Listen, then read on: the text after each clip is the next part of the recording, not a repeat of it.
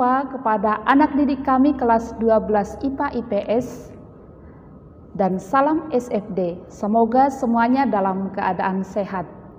Dalam pertemuan kali ini kita akan berbicara tentang memperjuangkan nilai-nilai kehidupan dalam hidup bermasyarakat. Tapi sebelum memulai pertemuan ini, mari kita mulai dengan doa. Dalam nama Bapa dan Putra dan Roh Kudus. Amin. Syukur dan terima kasih ya Tuhan atas berkat-Mu yang masih memberikan kesehatan bagi kami pada saat ini. Dalam pertemuan kami melalui pelajaran agama pada hari ini, kami mohon berkat-Mu. Sertailah kami supaya kami menjadi manusia-manusia yang berkepribadian baik untuk memperjuangkan nilai-nilai kehidupan dalam hidup bermasyarakat. Kami serahkan pertemuan kami ini dalam tangan-Mu dengan perantaraan Kristus Tuhan kami. Amin. Dalam nama Bapa dan Putra dan Roh Kudus. Amin. Baiklah anak didik kami, pada pagi hari ini kita akan berbicara mengenai kehidupan, memperjuangkan nilai-nilai kehidupan dalam hidup bermasyarakat. Kita sebagai orang beriman yang mengakui bahwa kita percaya kepada Tuhan dan mencintai Tuhan, harus juga mewujudkan iman kita itu melalui hidup sehari-hari. Aku cinta kepada Tuhan, aku percaya kepadanya, mari kita buktikan juga dalam kehidupan sehari-hari. Dalam hidup bermasyarakat, Yesus ketika hidup di dunia ini, Dia pejuang kehidupan, membela kebenaran. Nilai-nilai yang sama itulah yang diharapkan, yang akan kita perjuangkan sebagai orang beriman dalam hidup bermasyarakat. Kebenaran, kejujuran, keadilan, kedamaian. Yang menjadi pertanyaan, sejauh mana nilai-nilai kehidupan itu kita rasakan dalam hidup bermasyarakat? Kenyataannya ada banyak contoh ketidakadilan yang terjadi dalam kehidupan ini. Misalnya berita yang sudah viral tentang seorang nenek yang mencuri 3 buah kakao tetapi harus menerima hukuman penjara 1,5 bulan. Di situ ada ketidakadilan, hanya yang dicuri hanya modal 10.000, tetapi dia harus menerima hukuman yang berat. Mari kita lihat video singkat ini. Seorang nenek di Banyumas, Jawa Tengah diajukan ke meja hijau hanya karena memetik 3 buah biji kakao di sebuah perkebunan milik sebuah perusahaan swasta, saudara. Dan oleh Hakim Pengadilan Negeri Purwokerto, sang nenek divonis 1,5 bulan dengan masa percobaan 3 bulan tanpa harus menjalani kurungan tahanan. Seorang nenek warga Aji Barang, Banyumas menjadi pesakitan di persidangan yang digelar di Pengadilan Negeri Purwokerto karena didakwa mencuri 3 buah kakao di perkebunan milik perusahaan PT Rumpun Sari Antang. Nenek Minah mengambil buah kakao rencananya untuk benih. Sepeng mandor. Niki ajeng napa mbok ajeng bibit. Terus pripun boten angsal nggih mriko dipeksa. Nggih kok dipeksa mandor. Dalam persidangan, sang nenek tanpa didampingi oleh penasihat hukum dan harus menjawab semua pertanyaan majelis hakim. Majelis Hakim Pengadilan Negeri Purwokerto akhirnya menjatuhkan hukuman untuk sang nenek yang buta hukum itu. Menjatuhkan pidana oleh karena itu kepada terdakwa pidana penjara selama 1 bulan 15 hari. Dengan ketentuan pidana tersebut tidak usah terdakwa jalani, kecuali apabila di kemudian hari ada putusan hakim yang menjatuhkan pidana kepada terdakwa karena terdakwa melakukan tindak pidana sebelum habis masa percobaan selama 3 bulan. Mardianto melaporkan dari Purwokerto, Jawa Tengah. Baiklah anak didik kami, setelah melihat video itu, Suster yakin masih ada contoh-contoh lain. bagaimana ketidakadilan itu sering terjadi dalam kenyataan hidup kita. Maka melalui pelajaran ini kita diajari atau kita mau disuguhi bagaimana sih, apa sih yang mau kuperjuangkan dalam menegakkan kebenaran, keadilan, sehingga kedamaian itu terjadi sebagai wujud iman kita dalam hidup sehari-hari. Kita lihat dulu sebuah teori dari seorang profesor, Romo Mardiatmodjo, seorang pastor Yesuit. Dia membagi 4 bentuk keadilan dalam masyarakat.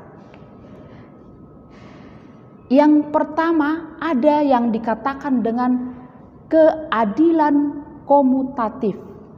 Jadi keadilan komutatif ini berkaitan dengan pertukaran, tukar barang dengan uang, jadi terjadi di situ interaksi yang adil. Misalnya yang menjual barang emas yang sudah disepakati 2 gram berapa harganya, yang memberi uang ini sesuai dengan perjanjian 1 gram berapa emas, tapi yang memberi barang juga memberi yang murni sesuai dengan kesepakatan. Itu yang adil, karena ada juga yang tidak adil, dijual mahal tetapi barangnya palsu. Itu jadi keadilan komutatif. Yang kedua, keadilan legal. Apa itu keadilan legal? Ini berkaitan dengan ketentuan hukum dalam masyarakat, menciptakan kondisi untuk kesejahteraan sosial masyarakat.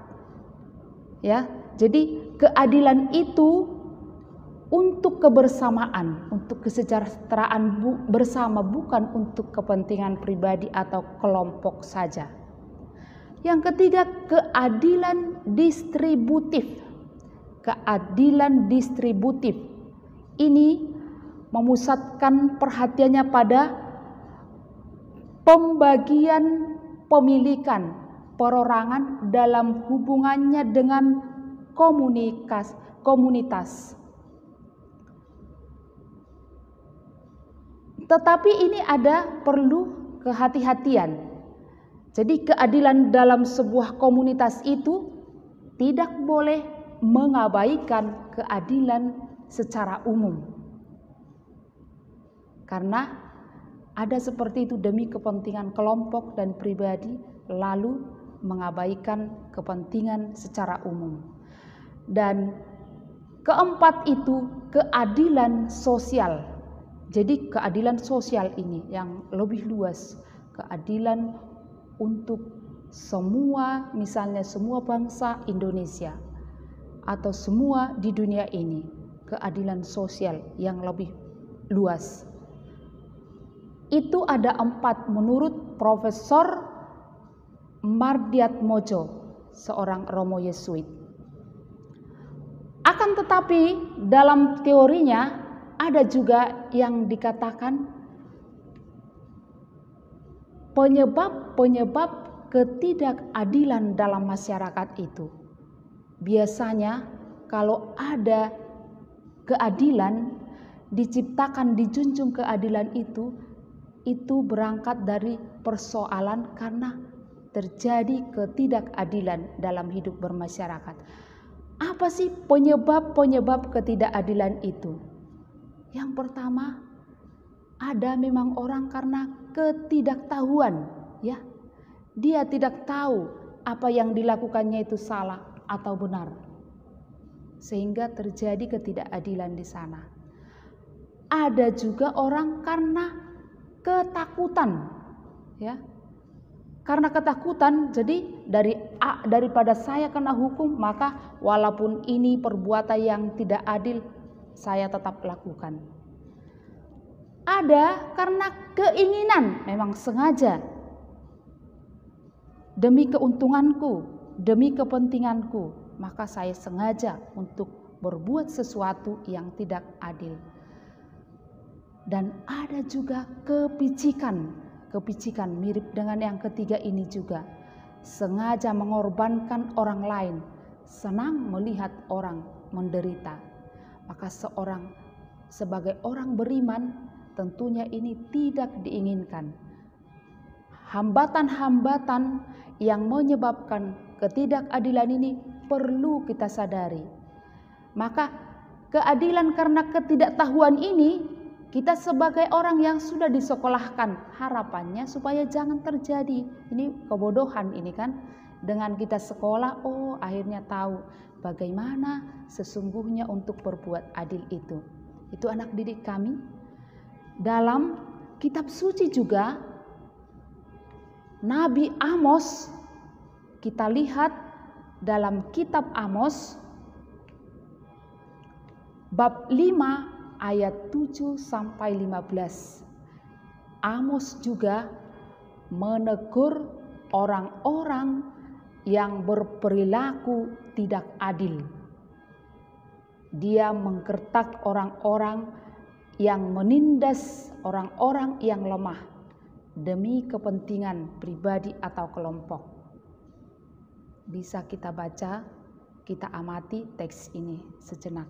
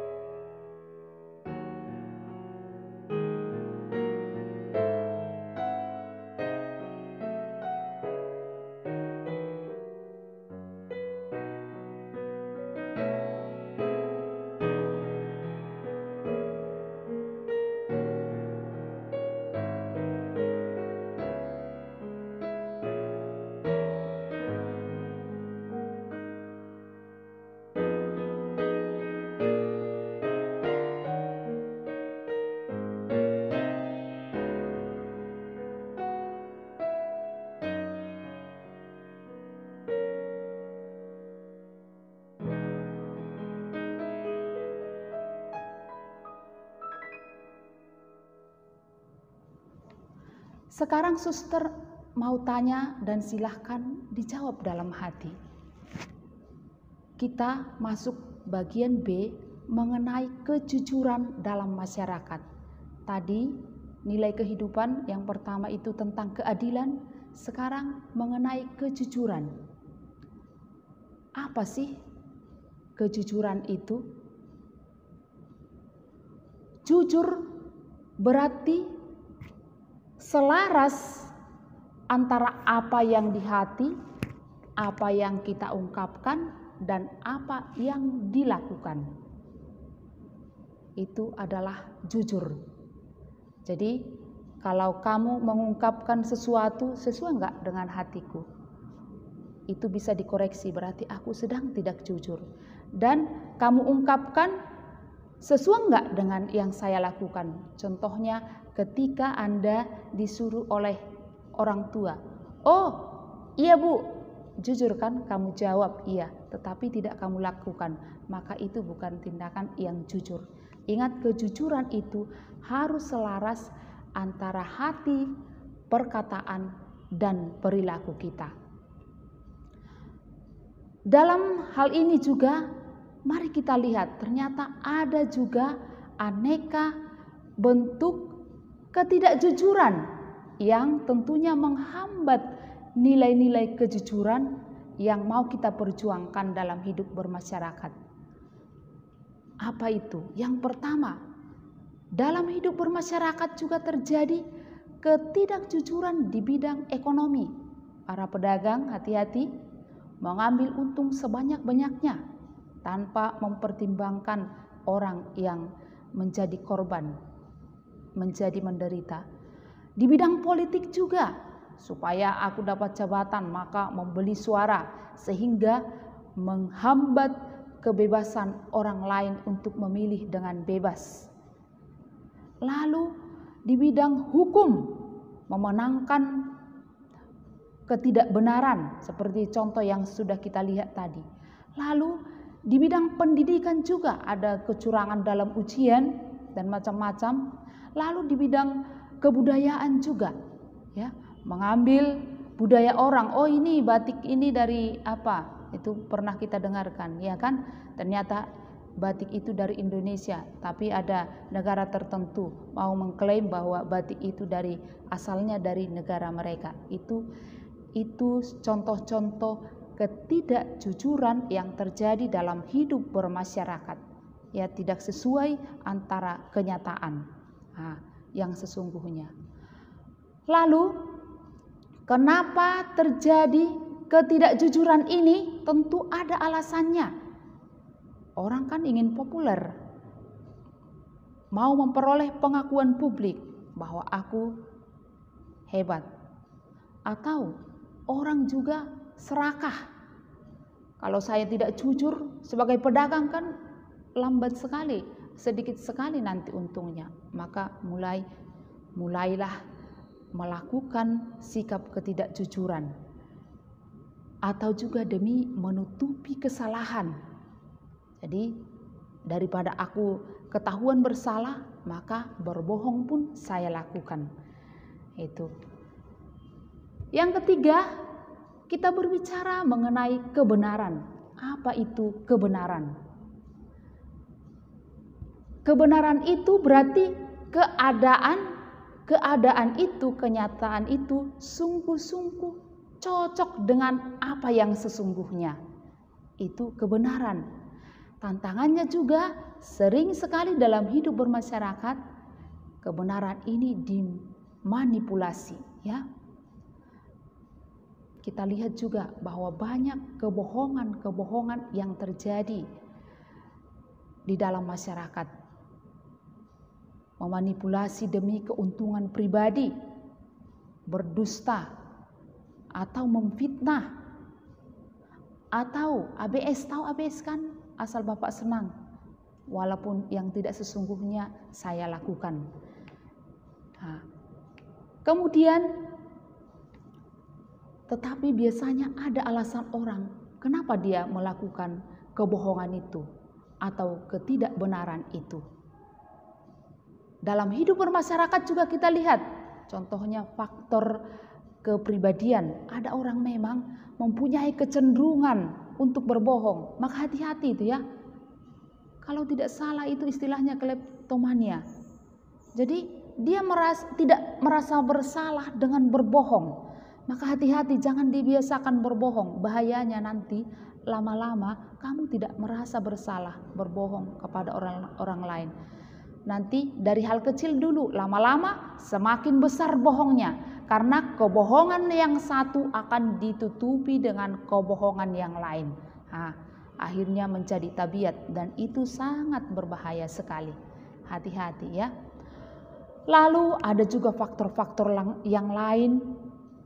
Karena mungkin karena keadaan situasi sosial atau juga karena pengaruh-pengaruh teman, terjadilah kebohongan itu. Anak didik kami yang terkasih, mulai yang tadi saya ulang, yang sudah kita bicarakan nilai-nilai kehidupan itu mengenai keadilan, kebenaran, kejujuran. Dan yang terakhir ini adalah mengenai kedamaian dalam masyarakat. Nilai kedamaian dalam masyarakat. Apa itu damai? Damai, keadaan tenang. Tidak ada permusuhan, pertikaian.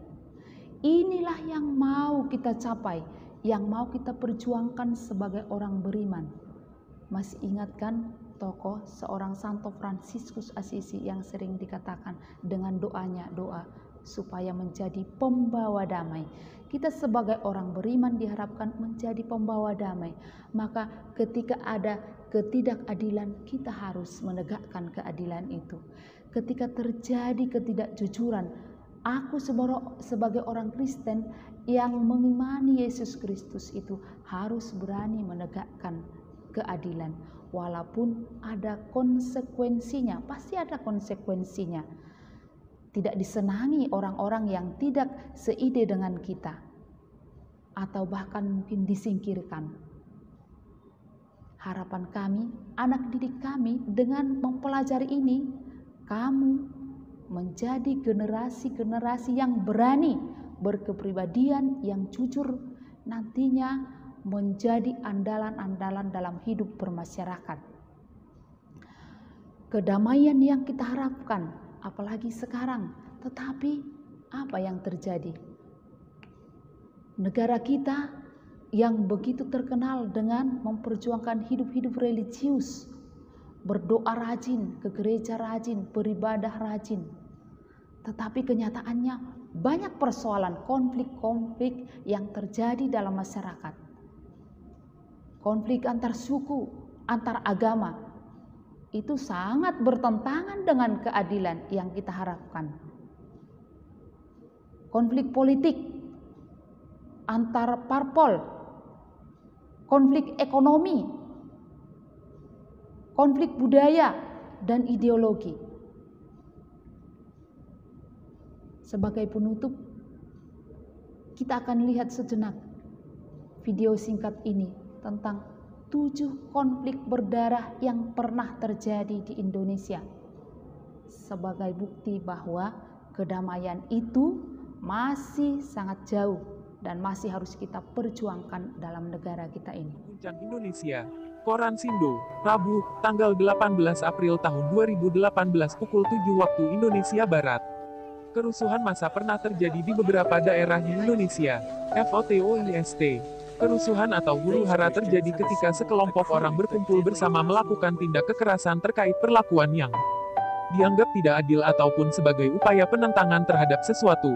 Penyebab kerusuhan beragam, mulai buruknya kondisi ekonomi, penindasan pemerintah terhadap rakyat, hingga konflik agama atau etnis. Berikut ini kerusuhan yang pernah mengguncang Indonesia. Sebelumnya, bagi sahabat yang belum subscribe, silakan klik tombol subscribe dan tombol lonceng agar tidak ketinggalan video menarik lainnya, dan itu gratis. 1. Kerusuhan Sampit. 3 tahun setelah kerusuhan Mei tahun 1998, sebuah kerusuhan baru hadir. Di Kalimantan Tengah, terutama kota Sampit, kerusuhan antara dua kubu etnis berakhir dengan mengerikan. Setidaknya ratusan warga meninggal. Penyebab dari kerusuhan antara etnis Madura dan Dayak ini masih simpang siur. 2. Kerusuhan Sambas. Selain di Sampit, di Kabupaten Sambas, Kalimantan Barat pun sempat terjadi kerusuhan berdarah. Bahkan di sini korban yang jatuh pun memasuki angka ribuan. Hampir sama dengan kerusuhan di Sampit, kerusuhan Sambas yang terjadi pada tahun 1999 ini disebabkan oleh pergesekan antara suku pendatang dengan suku pribumi, yaitu antara suku Melaku dan Dayak dengan suku Madura. 3. Kerusuhan Poso. Kerusuhan Poso adalah rangkaian kerusuhan yang terjadi selama 3 gelombang. Kerusuhan pertama terjadi pada 1998 hingga berlanjut di 2000 sebanyak 2 kali. Kerusuhan ini membuat stabilitas di Poso dan kota sekitarnya jadi anjlok. Jika 2 kerusuhan sebelumnya dipicu isu etnis, kerusuhan yang terjadi di Poso dipicu oleh masalah agama. 2 agama besar di Poso, Islam dan Kristen, saling adu kekuatan dan merasa benar. 4. Kerusuhan Tanjung Priok. Kerusuhan parah terjadi di kawasan Tanjung Priok pada 1984. Kerusuhan yang diyakini sengaja dipicu ini menimbulkan dampak cukup mengerikan. Bangunan di kawasan Tanjung Priok banyak dirusak dan akhirnya terbakar. Dalam kejadian ini setidaknya ada 24 orang warga yang tewas ditembaki, lalu 9 lainnya terbakar oleh api. 5. Kerusuhan di Ambon, 1999. Konflik yang ada kaitan dengan agama terjadi di Ambon sekitar tahun 1999. Konflik ini akhirnya meluas dan menjadi kerusuhan buruk antara agama Islam dan Kristen yang berakhir dengan korban meninggal dunia. Orang-orang dari kelompok Islam dan Kristen saling serang dan berusaha menunjukkan kekuatannya.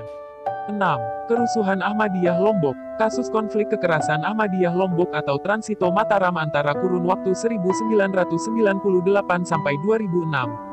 Dalam kasus itu ditemukan 9 korban meninggal dunia, 8 luka-luka, 9 gangguan jiwa, 379 terusir, 9 dipaksa cerai, 3 keguguran, 61 putus sekolah, 45 dipersulit membuat KTP, dan 322 dipaksa keluar dari Ahmadiyah.